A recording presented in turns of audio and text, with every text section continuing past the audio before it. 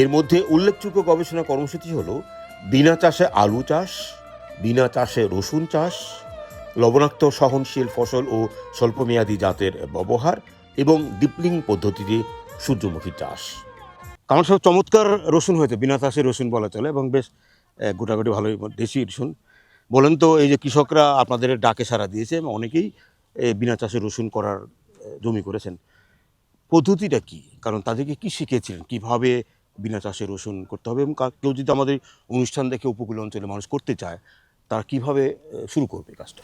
পদ্ধতিটা খুবই সিম্পল, খুব জটিল কোনো পদ্ধতি নয়। এখানে সাধারণত একটি ধানই হয়, একটি ফসল হয় আমন ধান। পরবর্তীতে যখন পানি নেমে যাবে, অর্থাৎ জমি যখন কাদা কাদা অর্থাৎ জমিতে পানি থাকবে না, মাটি নরম থাকবে, সে অবস্থায় রসুনের কোয়া, এটা হচ্ছে বাড়ি রসুন এক, যেটা দেশি রসুন বলা হয়, বাড়ি রসুন একের কোয়া, এই কোয়াগুলো এখানকার কত আছে, কোয়াগুলো ছাড়াতে হবে। আচ্ছা, কোয়া ছাড়িয়ে আপনার ডিস্টেন্স হবে, জাস্ট মাটিতে প্রেস করে সে লাগিয়ে দিবে। ডিস্টেন্স হচ্ছে 15 সেন্টিমিটার, রো টু রো, সারি থেকে সারি দূরত্ব 15 সেন্টিমিটার, এবং একটা বীজ মাটির উপরে একটা বীজ থেকে আরেকটা বীজের দূরত্ব হচ্ছে 10 সেন্টিমিটার।